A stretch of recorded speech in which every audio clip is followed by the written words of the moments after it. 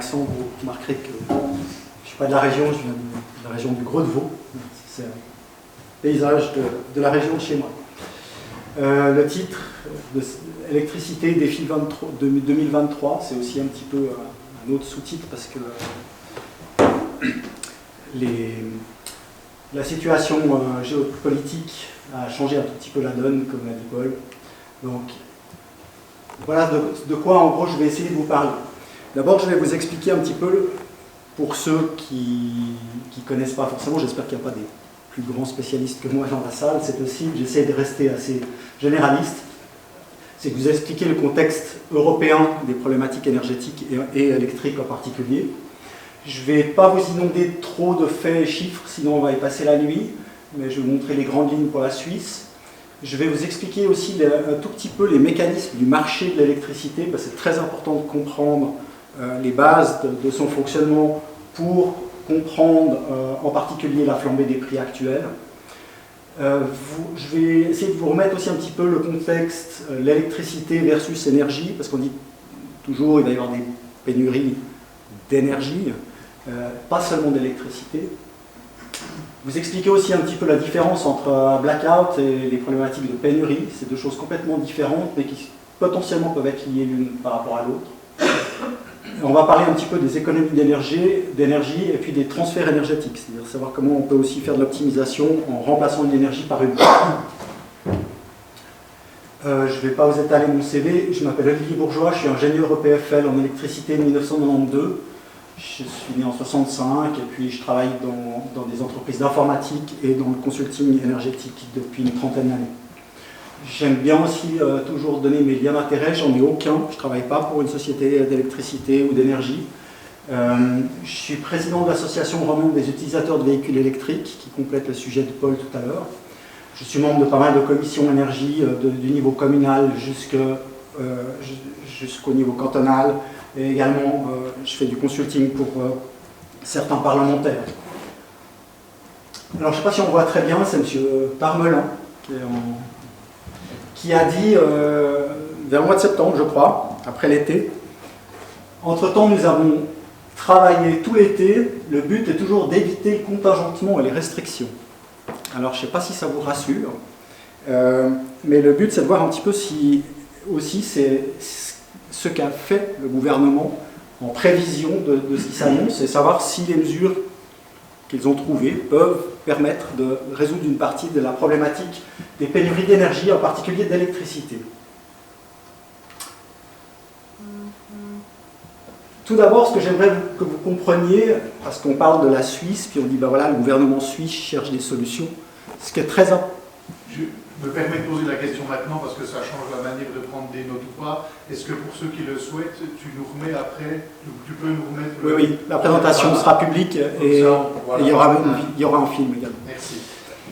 Ce que j'aimerais que vous compreniez aussi, parce qu'on parle de la Suisse, est-ce que la Suisse est autonome, assez d'énergie en Suisse, est-ce que le gouvernement suisse prend les mesures? Ce que j'aimerais que vous compreniez, c'est que le contexte il est européen, il n'est pas suisse. La Suisse peut faire ce qu'elle veut. Si nos voisins ne font pas ce qu'il faut, on n'aura aucun poids dessus.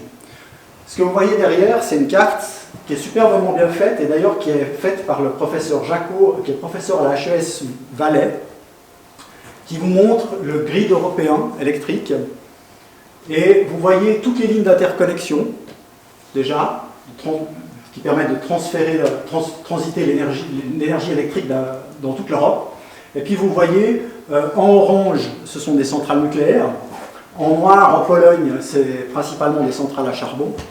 En rose, vous avez des centrales à gaz. En bleu, la Suisse là, est très très très bleue. Vous la voyez par ici, là, toutes les Alpes, c'est de l'hydro. Et puis, qu'est-ce qui reste encore? Le vert, c'est divers, énergie renouvelable diverses et variées. Donc, ce qui est très intéressant, c'est de se rendre compte que tout ce réseau il est complètement interconnecté. On peut faire ce qu'on veut en Suisse, on dépend des voisins.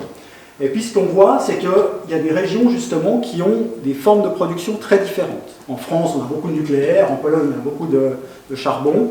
Et puis toutes ces formes d'énergie, elles ne produisent pas forcément au même moment. L'éolien en mer du Nord, il produit plus en hiver, moins en été. Le solaire en Italie, il produit le jour et pas la nuit. Donc, ce qui est très important, c'est que ce réseau doit être équilibré à l'échelle de l'Europe. et pas d'un pays, encore moins de la Suisse toute seule. Et puis en plus de ces différents moyens de production, il y a les transits, c'est-à-dire quand on a beaucoup de production en éolien au nord, il faut être capable d'acheminer toute cette électricité jusqu'au bas de l'Italie. Sinon tout s'écroule. Donc c'est important de comprendre ce maillage et que le réseau il est européen et qu'à l'échelle de la Suisse on peut juste rien faire tout seul. Nos voisins ont besoin de nous et nous on a besoin de nos voisins. Ça c'est hyper important de comprendre ça d'un point de vue technique. Vous trouvez, souvent il y a des gens qui vous mettent sur les réseaux sociaux, oui mais regardez tel pays, il est exportateur ou importateur, vous avez plein de sites comme ça en ligne, comme celui-là, je vous ai fait une capture d'écran, c'est entre le 12 et le 18 septembre de cette année, les échanges de la France. Bon, déjà pour vous faire comprendre une chose, de très prudent sur ce genre de site, parce que ça vous donne une image instantanée. Une image instantanée, ça ne veut rien dire, parce qu'à 3 heures l'après-midi, la situation n'a rien à voir avec celle de 3 heures du matin, à l'échelle d'un pays, à l'échelle des échanges qu'elle a avec ses voisins. Là, on voit que, par exemple, le 12 septembre, à 3h30 du matin, je ne sais pas combien, le 14 ou 15 septembre, peu importe, la situation des échanges de la France, vous avez de l'énergie qui rentre depuis l'Allemagne, qui rentre depuis la mer du Nord, qui rentre depuis l'Espagne, et puis il y en a qui ressort vers la Suisse, puis il y en a qui ressort vers l'Italie. Qu'est-ce que ça veut dire du bilan? Rien du tout. Pourquoi? Parce qu'il y a des phénomènes d'équilibrage du réseau, ça c'est clair, mais il y a aussi des phénomènes économiques. C'est-à-dire peut-être que vous avez intérêt à acheter de l'énergie pas chère là-bas en haut, puis de la revendre plus chère en bas. Donc méfiez-vous de ce genre de sites qui vous donnent un état en disant bah, tiens, on est déficitaire ou pas déficitaire. On est peut-être volontairement déficitaire parce qu'on achète du pas cher à un bout puis on revend du cher à l'autre, en étant légèrement déficitaire ou pas. Donc méfiez-vous de ça. Tous ces échanges ils dépendent des besoins propres du pays, parce qu'on a besoin quand même d'avoir suffisamment d'énergie pour alimenter nos propres citoyens. On a besoin aussi, ça c'est très important pour la Suisse, du stockage. C'est-à-dire que vous pouvez voir, par exemple, à la Suisse, si vous regardez l'instantané de la Suisse, à certains moments, vous dites on apporte beaucoup d'électricité. Oui, mais c'est normal, les voisins en ont trop, et puis nous on a les moyens de la stocker. Donc on en apporte beaucoup, pas parce qu'on en a besoin, mais parce qu'on leur rend service en la stockant. Donc aussi, très attention à ces valeurs d'échange. Et puis, dans les transits, il faut aussi tenir compte des capacités de ligne. Vous pouvez très bien avoir certaines lignes qui traversent de l'Allemagne, qui traversent la Suisse, qui vont en Italie, qui sont complètement chargées, puis on fait transiter l'électricité par un autre pays. Puis quand vous regardez l'instantané, vous vous dites tiens, mais pourquoi il y a de l'électricité qui rentre là? Donc méfiez-vous de ces bilans que vous pouvez voir instantanés. Ils dépendent de plein de critères que l'on ne maîtrise pas forcément. Pareil au niveau de la coloration du grid électrique, c'est-à-dire qu'on dit ouais mais tel pays il a une énergie qui est super carbonée ou très peu carbonée. La France elle est en vert, elle a beaucoup de centrales nucléaires, elle a un mix électrique propre qui est peu carboné, c'est vrai, mais de nouveau se méfier parce que cette même carte là à 3h l'après-midi ou à 3h du matin elle peut être complètement différente. La Suisse par exemple qui a un gros rôle de transit entre le nord et le sud de l'Europe et de stockage, elle peut très bien à certaines heures du jour, parce qu'il y en a trop ailleurs, parce qu'elle n'est pas chère, acheter de l'énergie allemande qui va être très carbonée, pour la revendre le lendemain aux Italiens, en l'ayant stockée pendant la nuit en Suisse. Et puis ça, si vous regardez l'instantané à ce moment-là de la carte, vous allez voir que le grid suisse, il n'est pas bon en carbone. Mais c'est normal, on va acheter de l'énergie sale, mais c'est pour la revendre aux Italiens, puis on est obligé de la passer par la Suisse. Donc méfiez-vous aussi des instantanés de ce genre de cartes. Ils peuvent être très trompeurs sur la réalité de la chose. Vous pouvez voir la moyenne annuelle, et encore pour la Suisse, avec la quantité d'échanges, de transit qu'elle fait, ça peut être extrêmement trompeur aussi.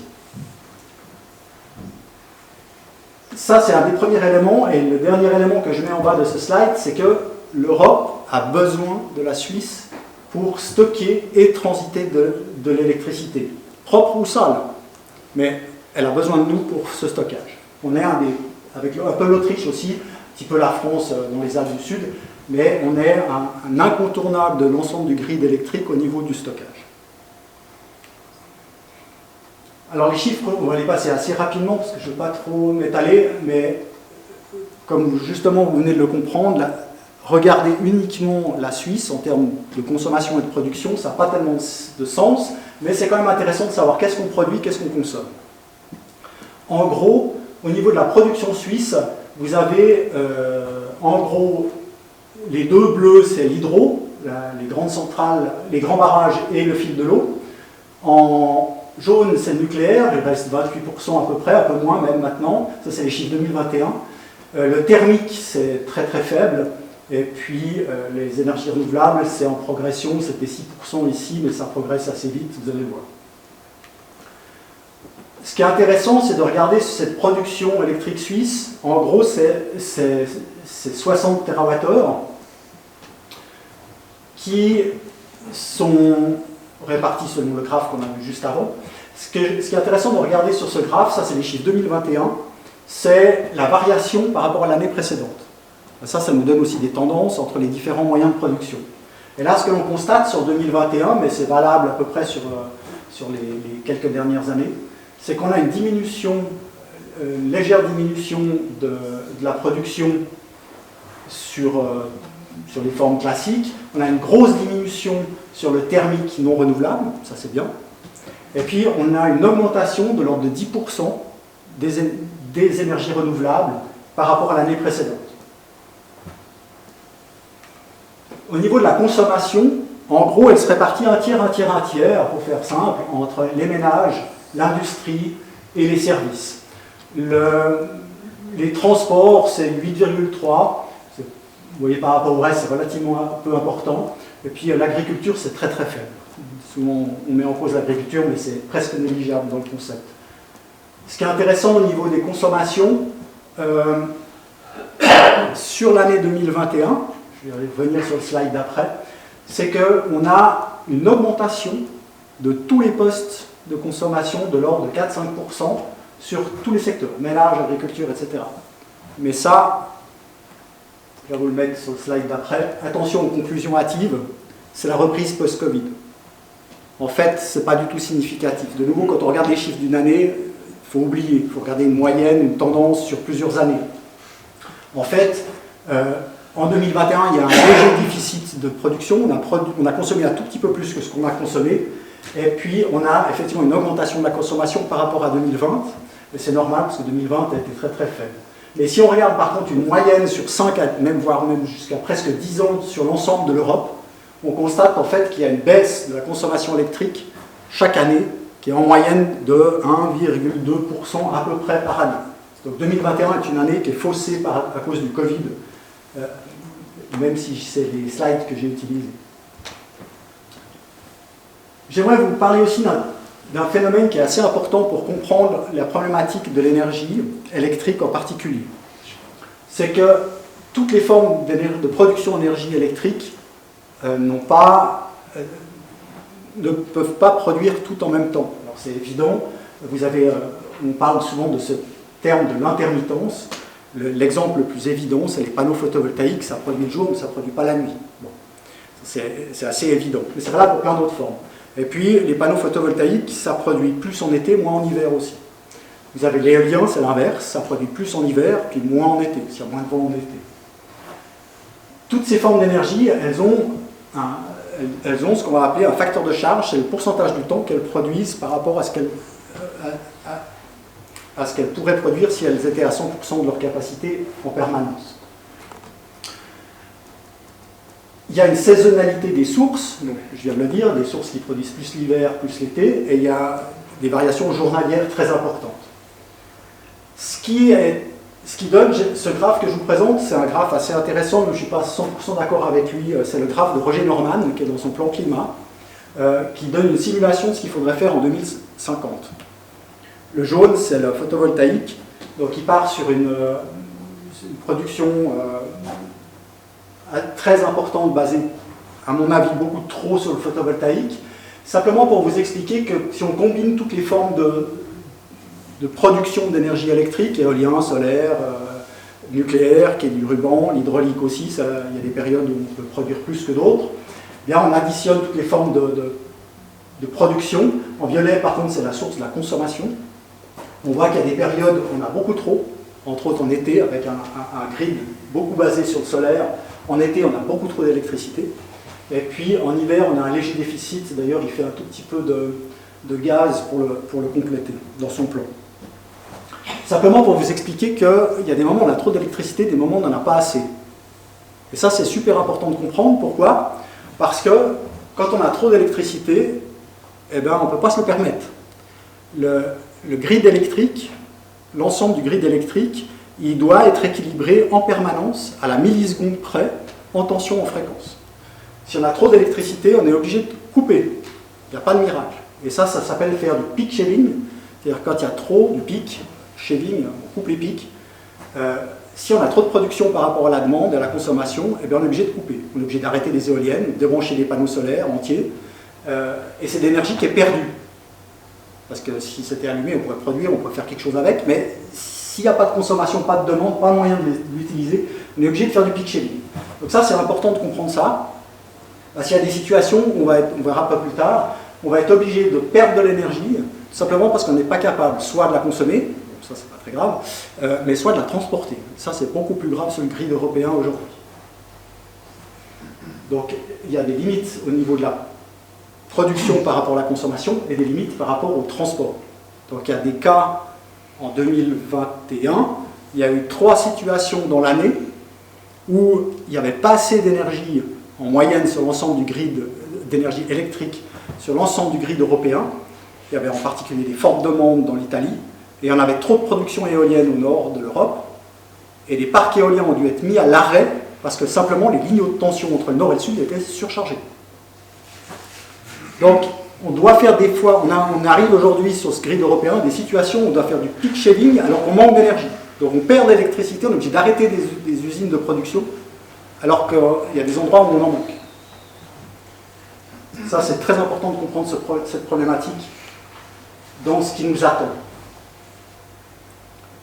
Maintenant, je vais vous parler un tout petit peu des mécanismes de marché. C'est très important aussi de comprendre comment fonctionne le marché de l'électricité européen pour comprendre la flambée des prix que l'on a aujourd'hui. Alors, je ne vais pas faire un cours d'économie, surtout que j'y connais pas grand-chose. Simplement pour vous expliquer que l'ensemble de l'électricité sur l'ensemble du grid européen est négocié en bourse. C'est des bourses européennes, pas à l'échelle suisse ou autre, on peut faire ce qu'on veut.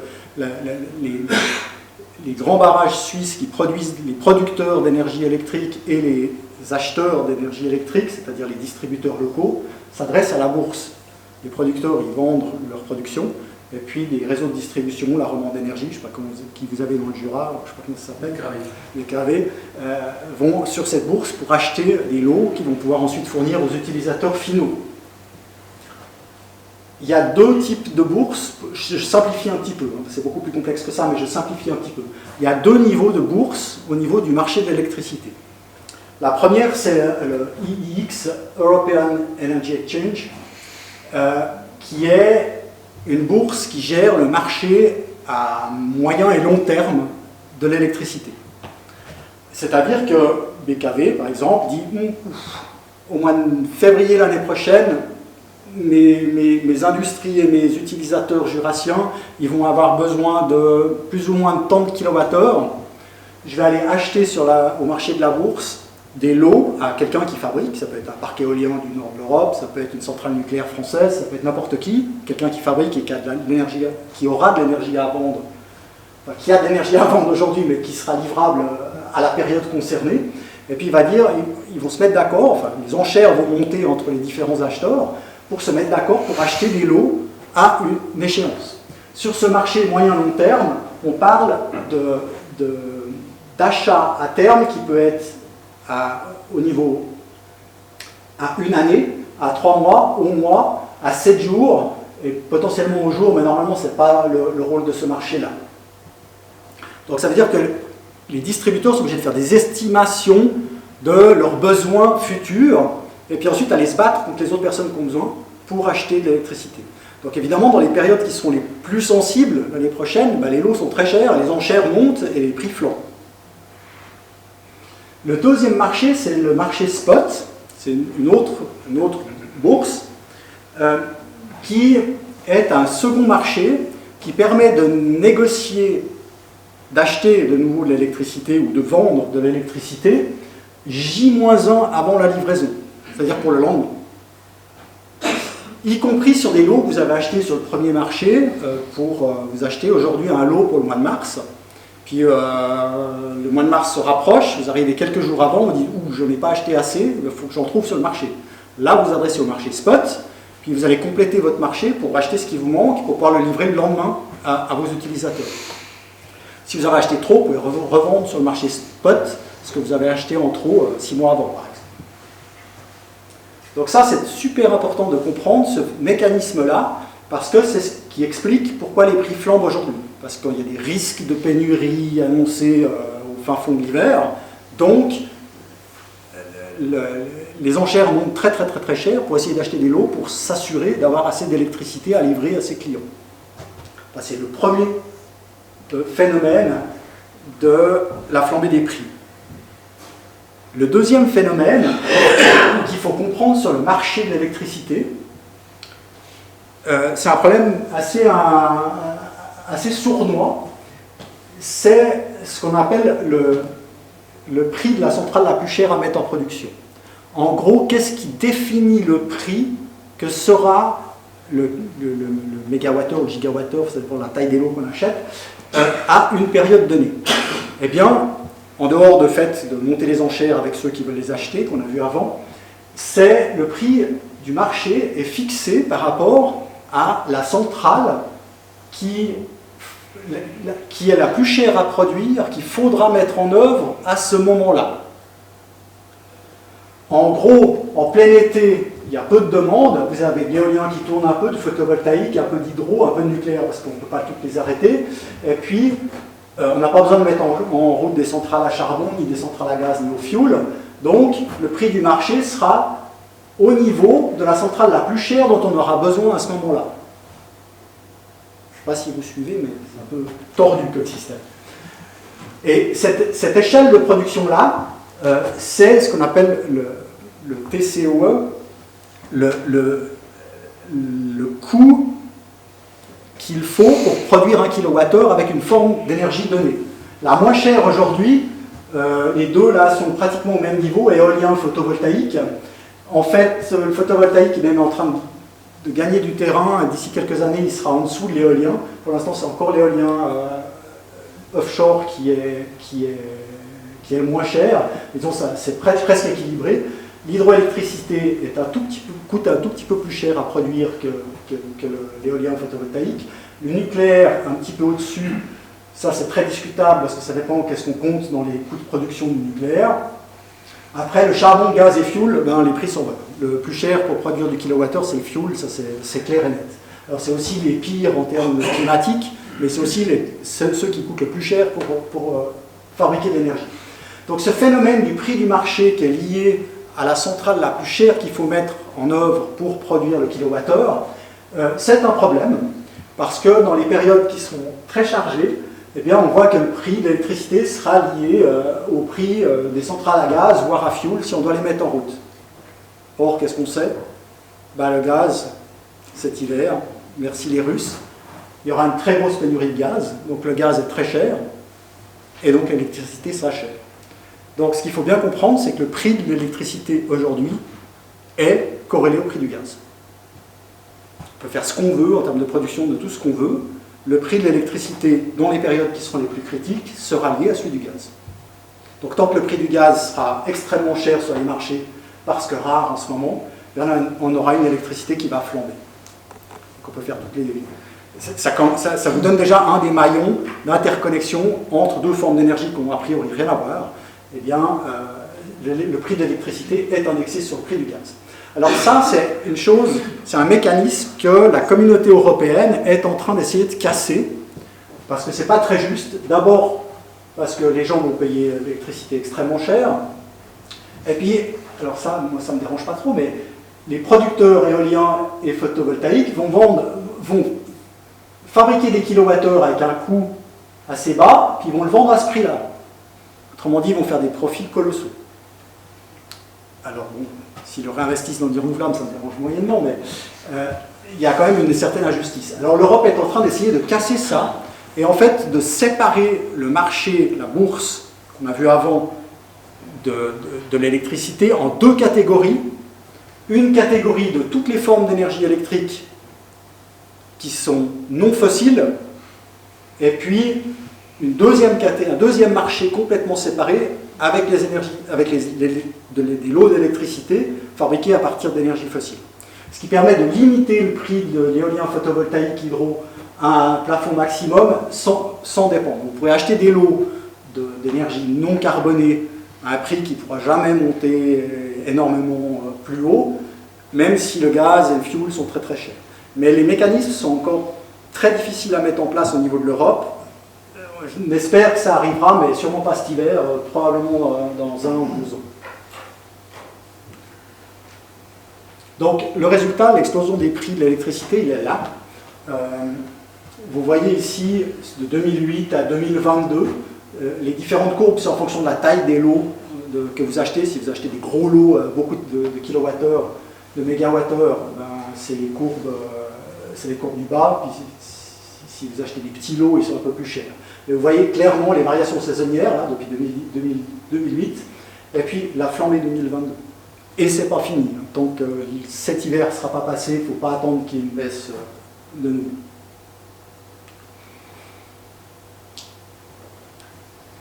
Donc, ce qui est intéressant, c'est, d'après ce qu'on vient de voir, le prix de l'électricité, il est lié à un marché boursier qui est européen, et puis il est lié à une problématique de relation entre le prix du gaz et le prix de l'électricité. Donc, quel est le rôle du politique? À l'échelle suisse, zéro. Les Suisses peuvent faire ce qu'ils veulent, le gouvernement suisse peut faire ce qu'il veut, il n'a pas d'impact sur le marché de la bourse européenne, et puis il n'y a pas d'impact sur ces mécaniques-là. On entend souvent aussi dire, oui, mais la Suisse, on a cassé les accords avec l'Europe, ils ne vont plus accepter de nous vendre de l'électricité s'il n'y en a pas assez, etc. Quel est le rôle de la dépendance aux accords de l'Union européenne, de la Suisse, en matière d'approvisionnement électrique? Je m'engage en disant qu'il est nul, parce que l'Europe a absolument besoin de la Suisse pour transiter l'énergie entre le nord et le sud, et pour le stockage.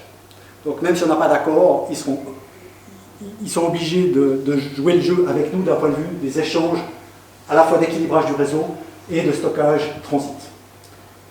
Quel est le rôle de l'État? Le rôle de l'État, par contre, il existe bien, mais uniquement sur des stratégies à long terme. Il ne pourra rien faire pour nous sur l'évolution du prix ou ce genre de choses à court terme, pour cet hiver par exemple, ou même les 1 ou 2 hivers qui vont venir. Par contre, il a un rôle très important au niveau de la stratégie à long terme, en incitant de savoir si on va développer l'éolien, est-ce qu'on va développer le solaire, par des subventions, etc. Donc là, il a un rôle stratégique pour aiguiller le marché à l'échelle du pays, mais c'est que du long terme. Il a une incitation sur les économies.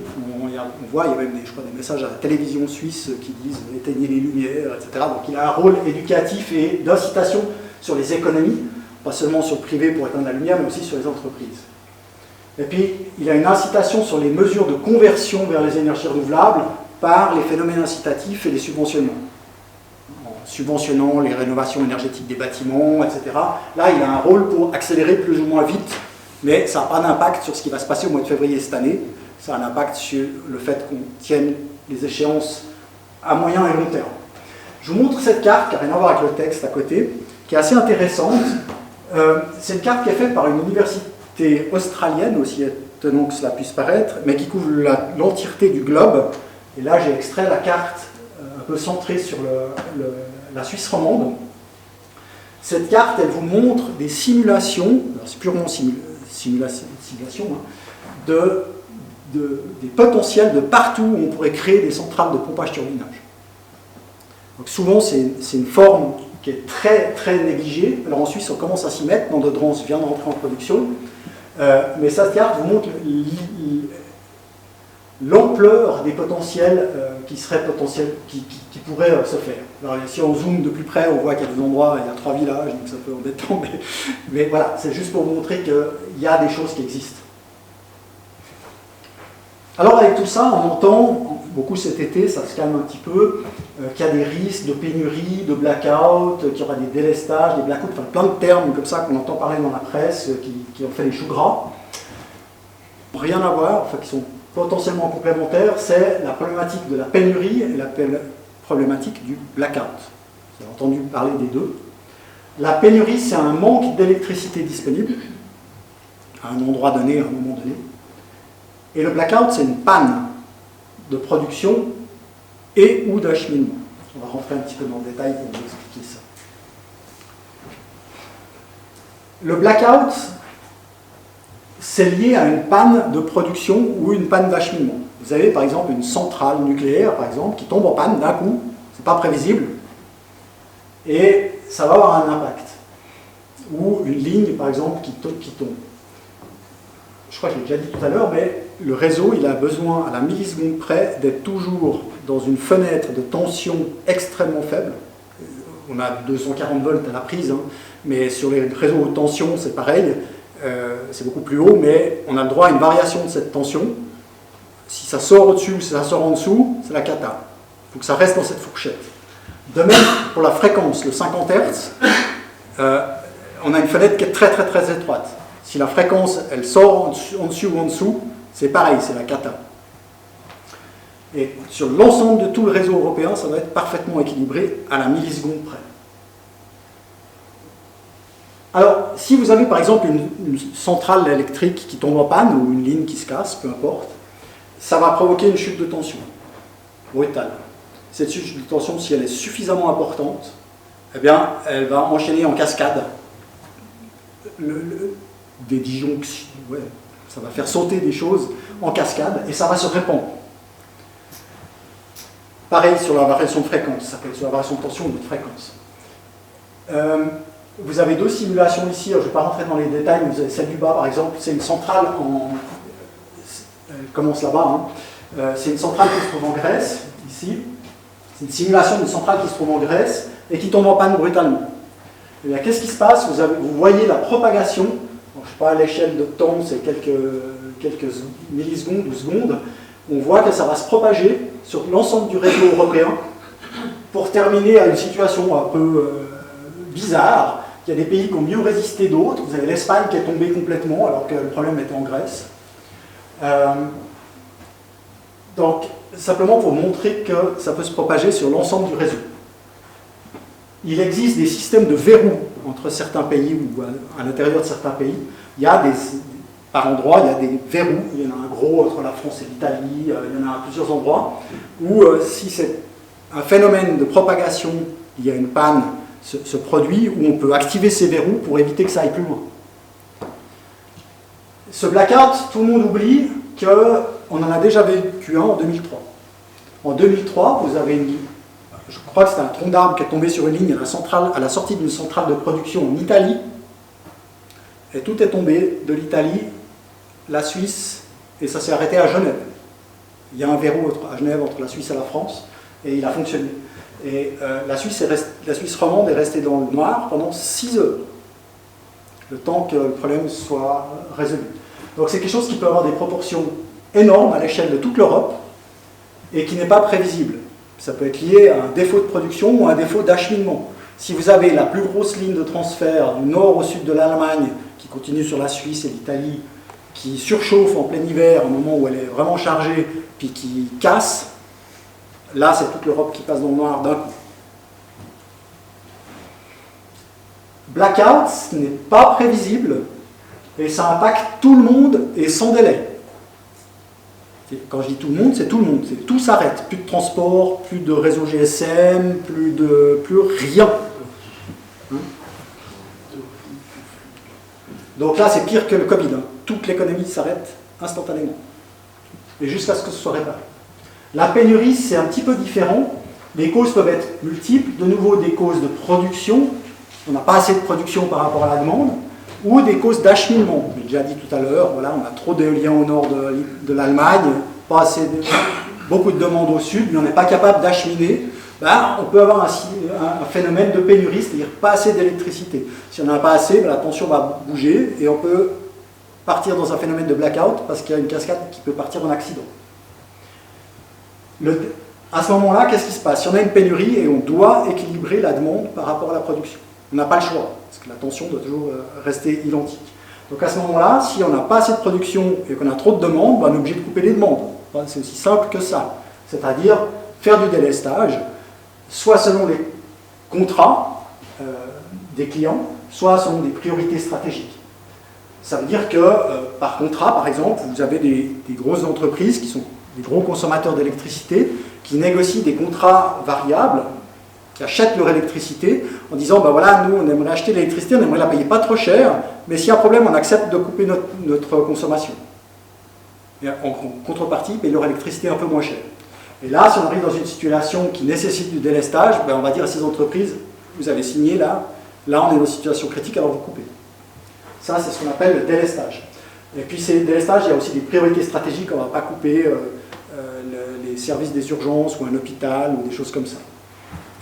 La pénurie, c'est relativement différent parce que c'est prévisible, y compris en plage horaire. C'est-à-dire qu'on peut savoir, même avec les prévisions météo, se dire « Ouh, la semaine prochaine, il n'y aura pas de soleil dans toute l'Europe, il va faire super froid, donc il y aura une grosse consommation, il y a peu de vent en mer du Nord en ce moment, là, ça va être chaud. » Et c'est relativement prévisible, en tout cas à la semaine, voire 10 jours, en fonction des prévisions météo. Et on peut également des plages horaires, parce que ça, par contre, ça ne varie pas. On sait que la demande est la plus forte entre 7h le soir et 23h. Donc on peut prévoir ça, puis se dire, attention, la semaine prochaine, mardi, mercredi, jeudi, entre 19h et 23h, ça ne va pas le faire. Donc on peut prévenir les clients qui sont sous contrat de délestage, puis leur dire, pendant ces plages-là, la semaine prochaine, tel jour, tel jour, tel jour, vous coupez. Ça permet d'anticiper un petit peu pour les phases de pénurie. Alors, l'hiver 2022, est-ce qu'il faut prévoir les bougies? L'hiver 2022, il est critique pour pas mal de raisons différentes. D'abord, il y a un déficit de production à l'échelle de l'Europe, principalement le nucléaire français qui est à l'arrêt à plus de 50%, et qui sera par des dernières nouvelles cette semaine montrent qu'ils n'arriveront pas à tenir leur calendrier pour les redémarrer en suffisance pour l'hiver. Donc il y aura un déficit de production au niveau du nucléaire français pendant l'hiver. En Allemagne, il y a encore pas mal de centrales à gaz. Il y a un gros problème, c'est le racheminement en gaz. Donc là, on sait que ça va être chaud aussi. Le niveau des barrages partout en Europe est très faible par rapport à des années précédentes. Il y a eu la sécheresse cet été, relativement peu de pluie. Ça fera un petit peu de s'améliorer, mais globalement, le niveau des barrages n'est pas très bon. Le surcharge des lignes, j'en ai déjà parlé, ces lignes, par exemple, nord-sud Allemagne, sont très très chargées, et il n'y a eu aucun investissement depuis 10 ans qui a été fait dessus. Donc ça ne change pas, donc le risque, il est là. Et puis il y a la reprise après Covid. Alors bon, il y a M. Poutine qui a recalmé la croissance économique un petit peu ces derniers mois, mais la reprise après Covid, on l'a vu sur les graphes de consommation 2021, la consommation est repartie à la hausse. Donc tous ces facteurs combinés font que, effectivement, l'hiver 2022 va être très chaud par rapport au précédent. Et selon toutes les simulations, les hivers suivants, 23-24, vont l'être également. Alors, les solutions à court terme, ça dépend qui on est. Alors, pour les locataires, ils ne peuvent pas faire grand-chose à part essayer de faire des économies d'énergie. Pour la petite blague, on nous a dit qu'il fallait mettre le chauffage à 19 degrés, donc je vous montre ce que ça donne de caler un radiateur à 19 degrés.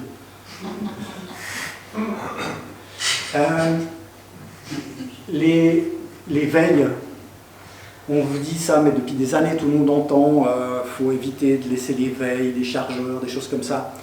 Alors je ne veux pas vous refaire le truc, mais j'aime bien vous remettre quand même une toute petite simulation pour se rendre compte vraiment que c'est des petits gestes qui ont un impact qui est vraiment très important. J'ai refait le calcul ici, c'était dans le cadre d'une conférence pour la France, mais uniquement le routeur Internet, de votre connexion Internet, qui fait du Wi-Fi, uniquement lui, je ne parle pas des chargeurs de Natel, de la veille de votre télé, de votre radio, de tout le reste, mais uniquement ce routeur, c'est 10 watts, c'est 87 kWh par an, multiplié par 30 millions de ménages en France, ça fait 2,6 TWh par an. Un routeur Internet, multiplié par le nombre de ménages français.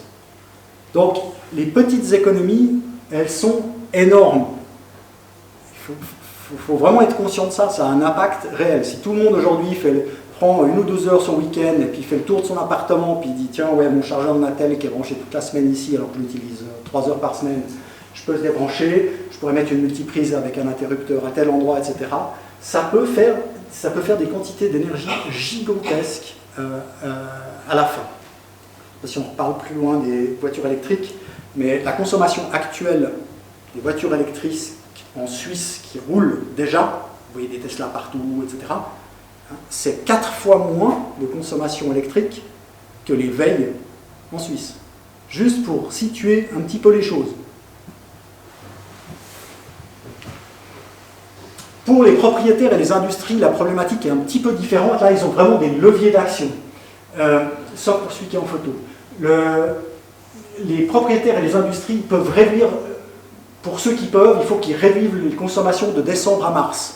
Alors, tout le monde ne peut pas le faire, mais imaginez par exemple une fabrique de carrelage.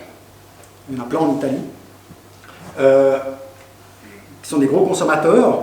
Eh bien, s'ils peuvent faire autre chose entre décembre et mars, que de tirer leur four électrique, puis qu'ils peuvent profiter pour faire autre chose, puis les faire tourner 2 fois plus l'été prochain, ça s'appelle décaler de manière saisonnière des consommations, il faut qu'ils puissent le faire.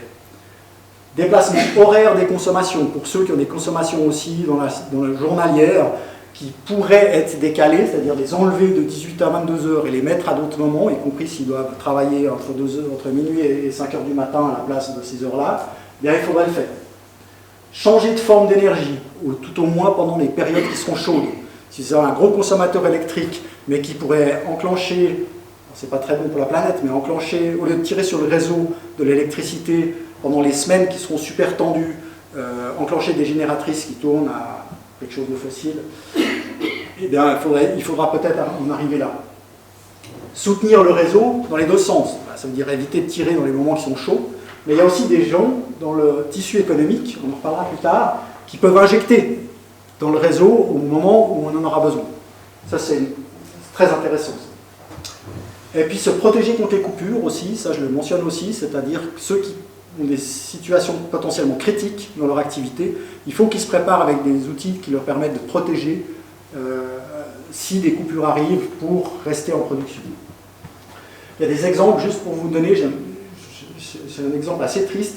Le marché en Belgique, par exemple, c'est un marché libre de l'électricité totalement. Et aujourd'hui, vous avez pratiquement toutes les boulangeries de Belgique qui sont à l'arrêt parce que ça mettrait la baguette de pain à 12 € la baguette s'ils allumaient leur four. Les transferts énergétiques. Essayez, alors sur du court terme, ça va être difficile, mais peut-être on peut essayer de le faire. Prioriser toujours la meilleure source d'énergie pour un usage donné. Souvent, on a des gens qui chauffent de l'eau avec de l'électricité alors qu'ils pourraient la chauffer avec du bois, n'importe quoi. Donc, toujours essayer de prioriser la meilleure source d'énergie primaire pour un usage donné. Prioriser les consommations directes, c'est-à-dire éviter les transferts d'un vecteur énergétique dans un autre. Parce que quand on fait des conversions d'un vecteur énergétique dans un autre, ça engendre des pertes. Si vous avez de l'électricité, que vous fabriquez de l'hydrogène avec, puis avec l'hydrogène, vous fabriquez de l'électricité, vous avez perdu 75%. Donc c'est complètement stupide. Donc évitez toutes les conversions. Et puis, essayez de développer les modes de stockage, ça c'est hyper important, parce que le plus gros problème, c'est les variations, comme on l'a vu tout à l'heure, les variations principalement journalières. À 2h du matin, on n'aura jamais de problème, même au mois de février. Par contre, il y a des heures qui sont chaudes. Si on arrive à stocker l'énergie dans les heures où on en a trop et la restituer au moment où on n'en a pas assez, ça peut aider fortement le réseau. Pour ça, il n'y a pas 36 000 solutions. Stockage sur batterie, ça se développe même à l'échelle de pays entiers. Stockage sous forme d'énergie potentielle, ça inclut l'hydro évidemment, mais il y a aussi des solutions novatrices, comme une société d'ailleurs tessinoise, qui crée des tours comme celle-ci, où quand il y a trop d'électricité sur le marché, elle va monter des blocs de béton, et puis quand il y a des besoins sur le marché électrique, elle va turbiner ces blocs de béton et fabriquer de l'électricité avec. On peut stocker de l'énergie électrique sous forme d'hydrogène, je viens de le mentionner, avec des pertes énormes, mais on peut le faire, ou syngas, enfin toutes les formes de gaz de synthèse, biocarburants de synthèse, qui, à partir d'électricité, peuvent permettre de stocker. Là, par contre, ça permet de stocker sur du long terme. On peut faire du stockage thermique également, c'est-à-dire que si vous avez tout, par exemple chez moi, j'ai trop de solaire la journée, eh bien je vais stocker de l'énergie thermique qui va me permettre de chauffer mon eau chaude au lieu de tirer sur le réseau. Il y a également des plateformes inertielles qui apparaissent maintenant gentiment, par exemple dans les hôpitaux ou d'autres, qui permettent de faire des protections et du stockage. Au niveau des transferts énergétiques, ce qui est très important de comprendre, c'est que, je vous l'ai déjà mentionné tout à l'heure, c'est que toutes les énergies sont liées entre elles. Le prix de l'électricité est indexé sur le prix du gaz. Mais ce qui est intéressant de comprendre, c'est qu'il y a certains usages qu'on peut faire avec certaines formes d'énergie plutôt qu'avec d'autres. Et d'un point de vue énergétique, on a un meilleur rendement. Pour vous expliquer ça, économiser du pétrole, c'est économiser de l'électricité. Et l'inverse aussi, mais économiser du pétrole, c'est économiser de l'électricité. C'est très important de comprendre ça. Par exemple, si vous prenez l'exemple d'une voiture, ça c'est le calcul sur une voiture, 7 litres d'essence au 100, pour fabriquer, pour puiser le pétrole, le raffiner, le transporter, l'acheminer à la pompe jusque dans le réservoir de la voiture, donc pour 7 litres d'essence qui permettent de faire 100 km, il a fallu injecter dans la chaîne 11 kWh d'énergie, dont 4 d'électricité. Donc quand vous économisez de l'essence, vous économisez de l'électricité. C'est super important de comprendre ça. Et puis d'un pur point de vue rendement énergétique, une voiture fossile, c'est 7 litres au 100, 1 litre c'est 10 kWh d'énergie dans 1 litre d'essence, c'est 70 kWh d'énergie quand vous roulez au fossile, et c'est 16 kWh quand vous roulez avec une voiture électrique. Alors, vous voyez le rendement entre les deux. Il ne faut pas non plus voler une source d'énergie ou un vecteur d'énergie à un autre usage qui deviendrait plus polluant. Ça, c'est très important.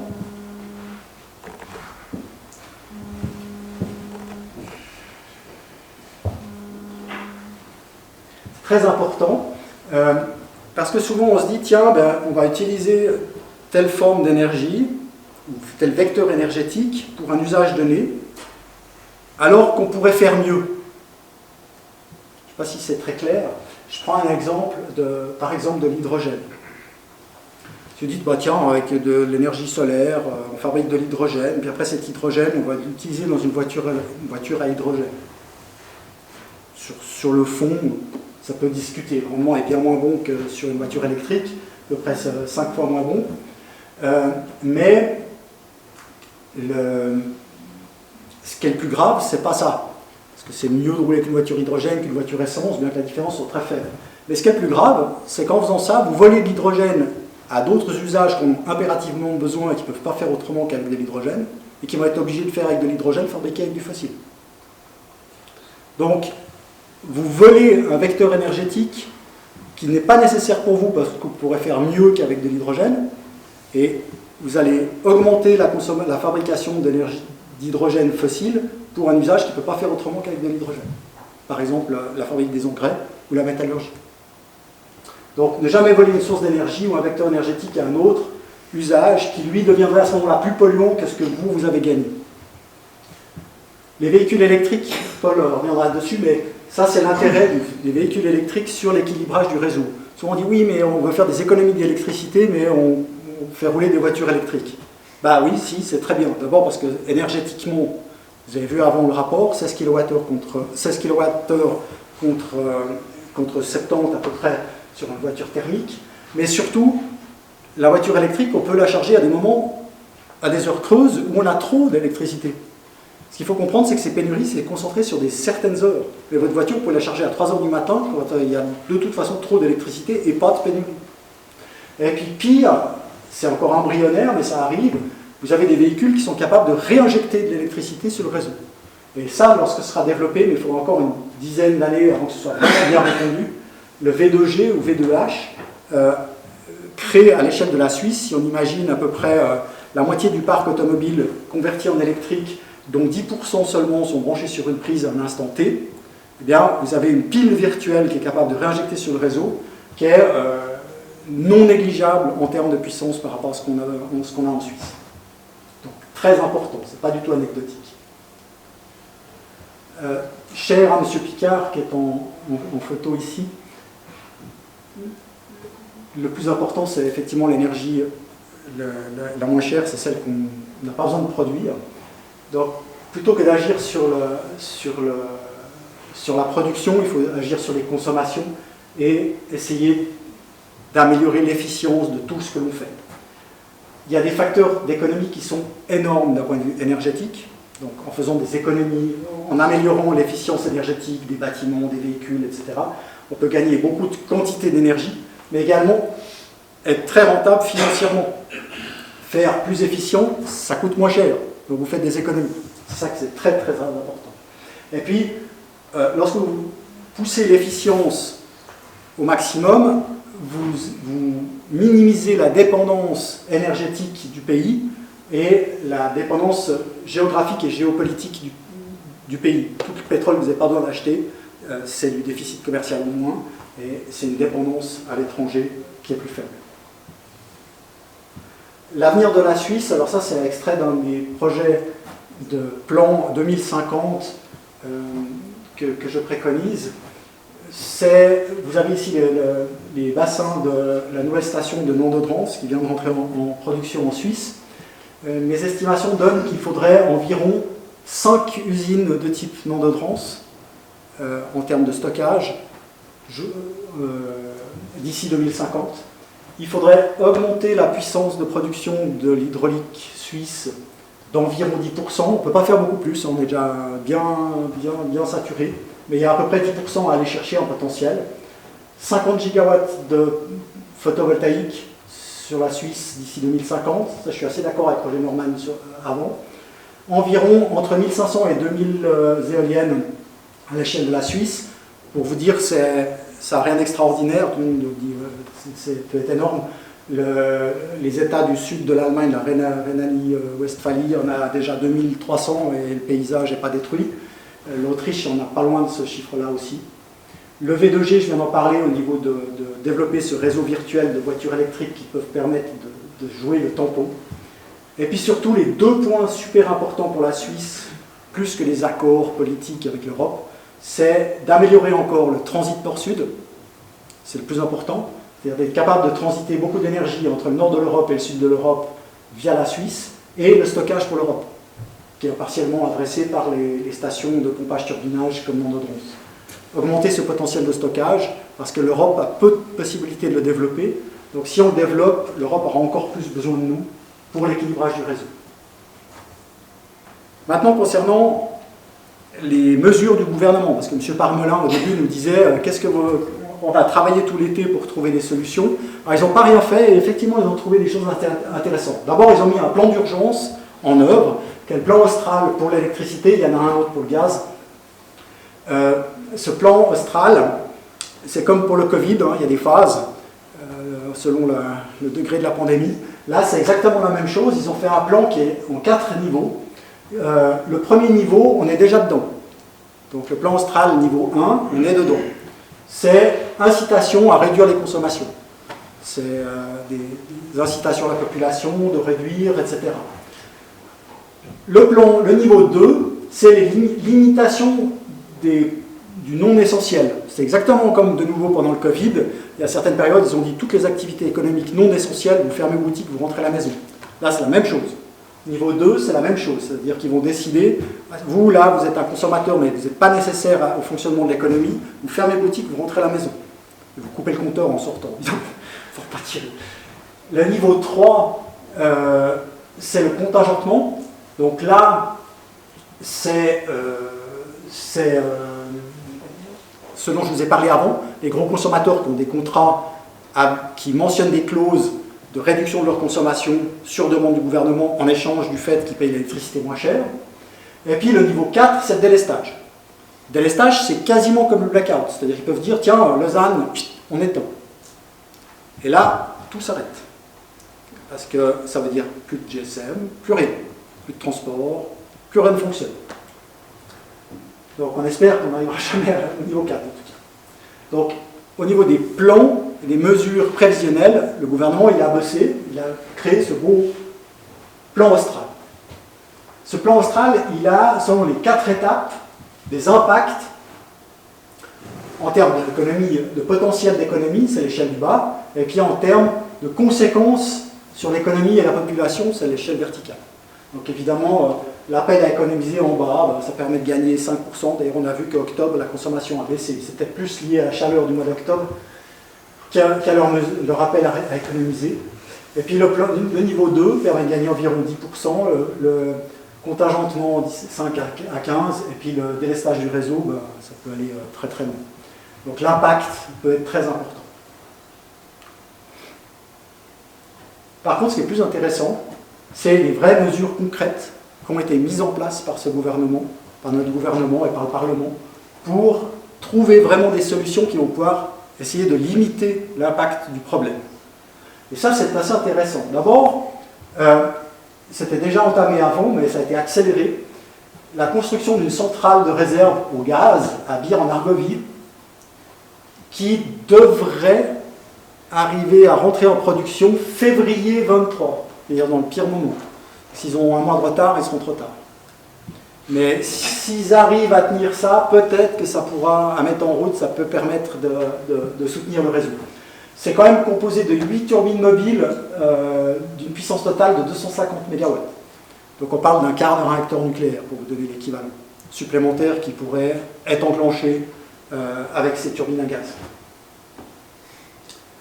Et puis, il y a quelqu'un de, je ne sais pas qui a eu une idée géniale de se dire, en Suisse, on est un pays riche, et on a beaucoup d'installations, des data centers, des hôpitaux, des tas d'infrastructures qui disposent de génératrices de secours.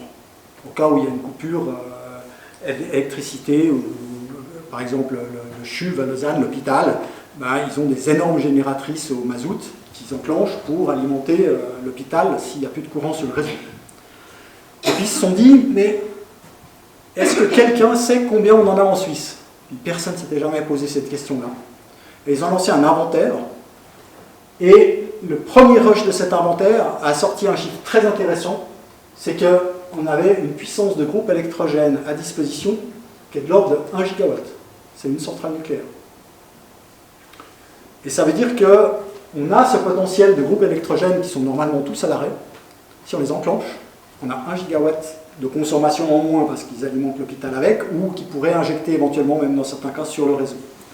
Et puis le deuxième rush, qui n'est pas tout à fait terminé de cet inventaire, semblerait monter qu'on est plus proche des 4 gigawatts que des 1 gigawatt. Donc en fait, on a un potentiel dormant qui est juste hallucinant, et personne n'avait pensé à ça. Donc le Swissgrid est en train d'essayer de coordonner tout ça, de voir les acteurs qui pourraient enclencher, est-ce qu'ils pourraient injecter sur le réseau, ou simplement s'isoler du réseau, puis plus consommer pour délester, etc. Donc ça, c'est très intéressant comme mesure. Et puis, également, ils ont pris une autre mesure, qui est la réserve stratégique des forces hydrauliques. C'est-à-dire qu'ils ont donné l'ordre à tous les barrages suisses en leur disant, vous faites ce que vous voulez, mais vous gardez X% de réserve pour la période la plus critique de l'hiver. Réserve stratégique. Moyennant finance, évidemment, qui vont être subventionnées par la Confédération pour faire ça. Et l'ensemble de ces mesures-là montrent que, théoriquement, l'hiver devrait bien se passer. Voilà.